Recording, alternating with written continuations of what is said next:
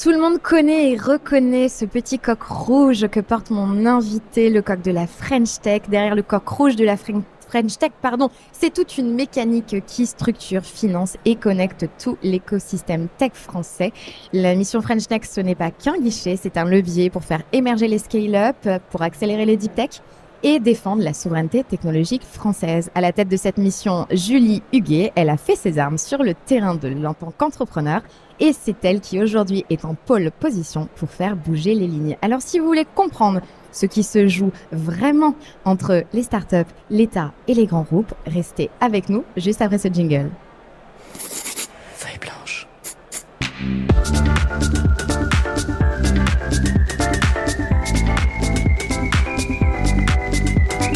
40 nuances de Next ».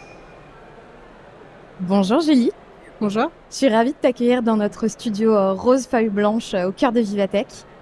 Pendant ces quelques jours, Paris est la capitale mondiale de la tech et ça doit te rendre heureuse. Oh oui, on est ravis. C'est, je pense, le meilleur moment pour nous de montrer l'excellence française au monde entier puisque c'est un événement qui réunit 165 000 décideurs, donc c'est pas rien.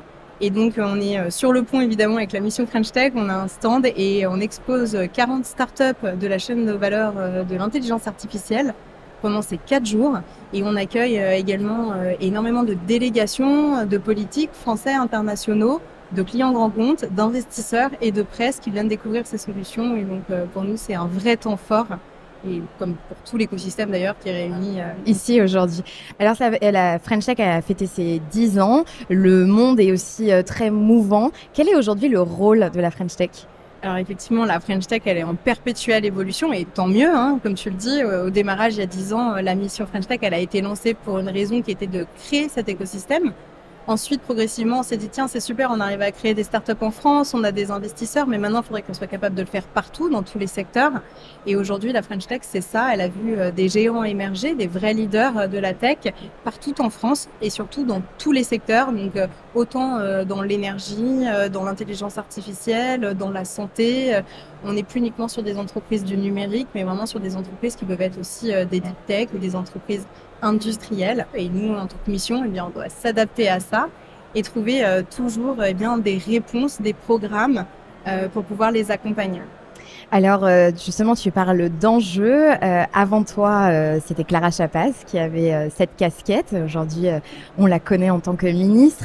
Il y a Maya Noël dans l'écosystème qui est la directrice générale de France Digital. Il y a toi et vous défendez toutes les trois, mais pas que toutes les trois, mais aussi toutes les trois, la question de la souveraineté dans un monde de la tech pas mal chahuté ces derniers mois et avec des enjeux et des pouvoirs et des blocs politiques, géopolitiques, économiques qui s'affrontent un petit peu, qui ne sont pas toujours totalement alignés. Quel rôle, selon toi, la France à jouer dans cet échiquier et à quoi on doit être attentif? Et si on appuie sur une pédale, on appuie sur laquelle pour accélérer? Et on appuie sur la pédale de l'enjeu numéro 1 de tous les entrepreneurs, le business. Ouais. On doit apprendre à chasser en meute et pour toute solution en fait tech européenne, mais même tech internationale, quand on regarde les grandes solutions proposées par les États-Unis ou par l'Asie, il faut bien se dire qu'en France, on a toujours une alternative. Et donc le premier réflexe qu'on doit arriver à créer, c'est de regarder quelles sont les solutions qui existent et qui se sont créées sur notre propre territoire et au moins les considérer. Ça, c'est vraiment un réflexe sur lequel on doit travailler. Et donc, tu citais Maya Noël, mais il y a aussi Numéum et le MEDEF, un certain nombre d'acteurs avec lesquels on travaille au quotidien, notamment autour d'un programme qui s'appelle Je choisis la French Tech, qui a pour but de créer ce réflexe culturel et de lever aussi tous les verrous structurels qu'on a encore en France pour travailler avec des startups. Donc, on incite les grands comptes publics et privés, on incite les ETI et les PME à regarder les solutions françaises. On les accompagne dans cette mise en relation et à lever ses freins et à mieux se comprendre pour travailler ensemble. Oui, parce que parmi les freins, il y a aussi que le rythme des grands groupes et le rythme du start-up, c'est souvent pas les mêmes. On n'a pas la même manière de faire du business du tout. Et donc l'idée, vous, c'est de permettre qu'ils puissent se parler et d'accélérer ces coopérations. C'est ça. En fait, dans le programme, il y a plein de leviers. Donc on a 600 entreprises partenaires du programme, on a 90 partenaires institutionnels, donc comme le MEDEF, etc., ce que je disais avant, ainsi que les associations de la French Tech, puisqu'on a la chance de s'appuyer sur un réseau de 1400 entrepreneurs. Donc c'est 48 associations en France, 66 à l'international, dans 52 pays. Et donc, tous ensemble, on déploie ce programme de différentes manières. La première, c'est les mises en relation. Parce qu'évidemment, si on se rencontre jamais, on risque pas de faire du business ensemble. Donc, il y a eu plus de 12 000 mises en relation faites l'année dernière, enfin, depuis le début du programme. On a un levier qui est très important, c'est la formation. Tu disais, oui, on n'a pas la même manière de faire du business, et c'est vrai. Et donc, pour y arriver, il faut qu'on se comprenne. C'est la première étape. Donc, il y a BPI France qui opère une formation dans le cadre de Je choisis la French Tech qui s'appelle DAPI, qui est à destination des grands comptes. Et donc là, l'objectif, c'est vraiment de leur expliquer quels sont les enjeux des startups, notamment le temps, évidemment, en est un, et comment arriver à travailler plus efficacement ensemble.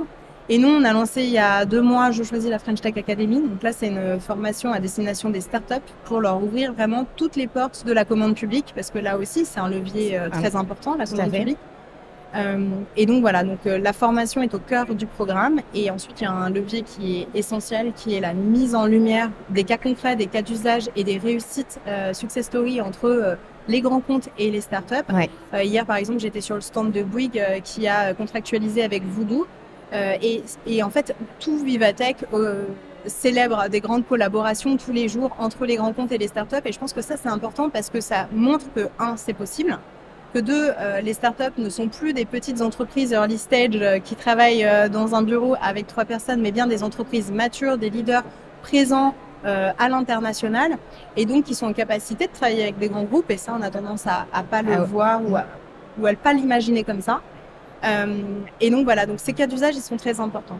Et vous avez une super ambassadrice aussi avec Jade Francine qui avait gagné un prix We Maintain avec la SNCF et qui était venue en parler à ce micro de Je choisis la French Tech. Et bien d'ailleurs, oui, et c'est marrant parce que je pense que c'est parmi les premières startups qui ont commencé à vraiment communiquer sur leur business régulièrement sur les réseaux sociaux, à dire tiens, on a signé tel client, tel client, tel client, et non à parler de leur levée de fonds. Oui. Et c'est là où il y a un vrai changement culturel qui s'est opéré. Et aujourd'hui, on le voit dans la presse partout. On ne parle plus uniquement des startups sur le prisme des levées de fonds, mais aussi sur les collaborations commerciales. Sur l'essentiel, en fait, le business. Et ça fait plaisir. Le plan Deep Tech a fêté ses 5 ans. On a vu la maturité de certaines boîtes, même si c'est des sujets qui sont très très longs. C'est quoi, toi, ta vision par rapport à la Deep Tech ? Alors la Deep Tech, déjà, elle est essentielle et on la soutient effectivement avec la Direction Générale des Entreprises, le fameux plan Deep Tech. L'État est derrière. Il y a eu le France 2030 qui a soutenu financièrement aussi énormément de Deep Tech. Nous, avec le programme French Tech 2030, donc où on offre un accompagnement extra-financier aux startups Deep Tech qu'on a sélectionné 125 startups en tout. Pourquoi c'est important de soutenir les Deep Tech? Déjà, c'est le premier point, c'est que ce sont des innovations de rupture, donc de vraies innovations qui vont sur des sujets sur lesquels la France a besoin d'être souveraine. Donc on revient toujours sur cet enjeu de souveraineté qui est essentiel.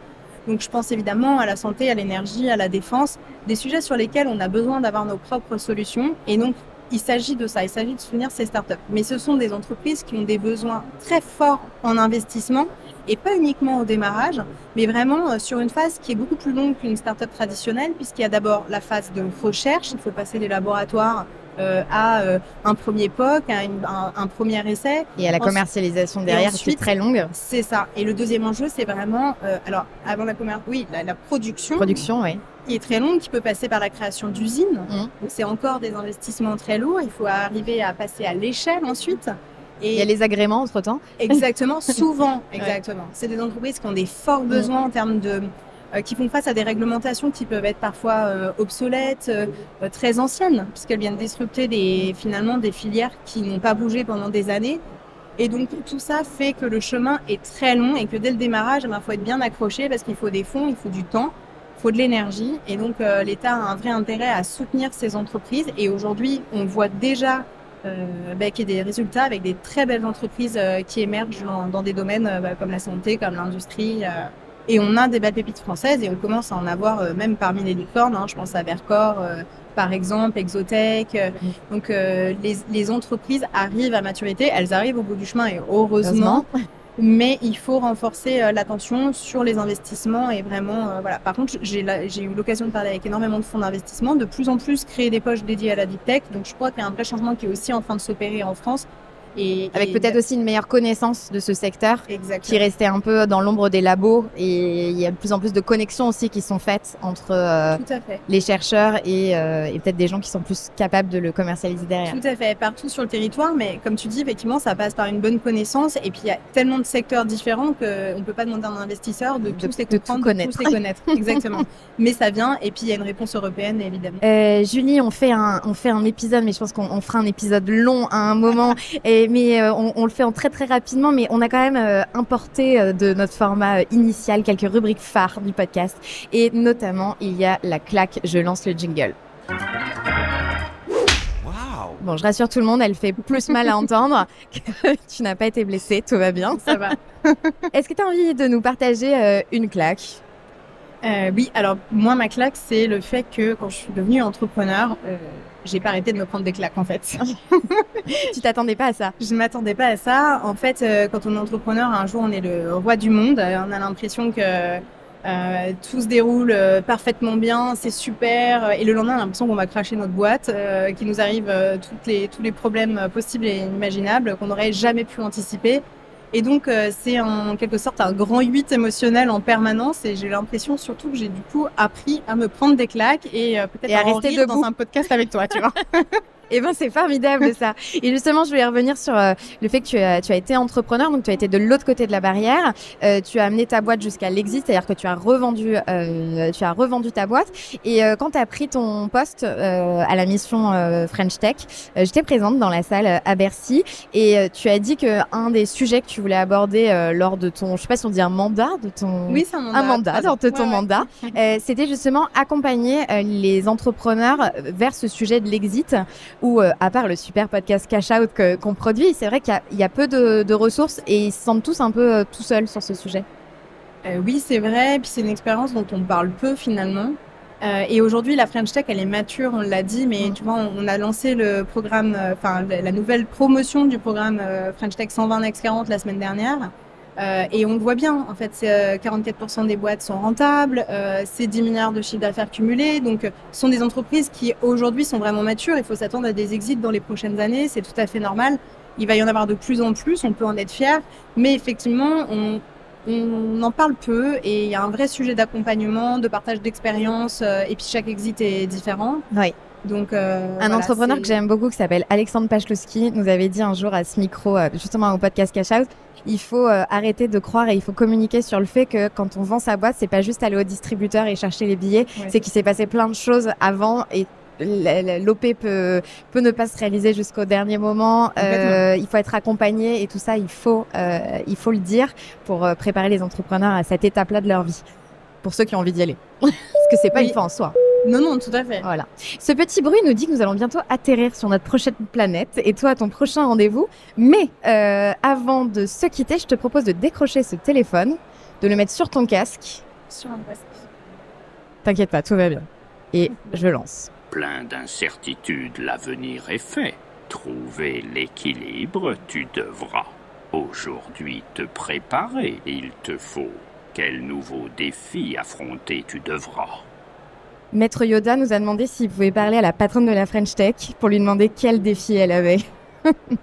Quel défi j'ai ? Si tu veux, on peut raccrocher, il nous entend. Il nous entend, Maître Yoda ? Ok, parfait. Je crois qu'on a beaucoup de défis. On a énormément de défis qui nous attendent avec la French Tech, et je pense que le premier, c'est vraiment de se dire que nos pépites, nos géants qu'on a amenés à maturité, il faut qu'on les accompagne à ce qu'ils deviennent des vrais leaders internationaux. Et donc là, voilà, faut tout donner pour que la France continue à rayonner à l'international, et qu'on puisse prouver qu'on est sur le podium. Je pense qu'on l'est déjà sur le podium, je pense aussi mais qu'on y reste. Voilà. Et quand on voit l'énergie qu'il y a à Vivatech, on se dit qu'on va rester sur le podium. Et puis Vivatech, c'est quand même le 3e temps fort depuis le début de l'année. On a commencé avec le sommet de l'intelligence artificielle. On a réaffirmé nos ambitions avec Choose France. Et là, Vivatech, c'est la contractualisation. C'est vraiment le concret qui est en train de se passer. Donc je pense que cette année 2025, c'est l'année de tous les possibles. Eh bien, on fera un petit bilan dans un format long à 40 nuances de Next, si t'es OK. Parfait. Merci Julie d'être arrêtée dans notre station podcast. Merci à vous. Restez avec nous en live. Le prochain podcast commence dans quelques instants. Et pour ceux qui sont en replay, continuez de nous écouter, parce que vous allez découvrir de belles épopées entrepreneuriales. À bientôt. Bye bye.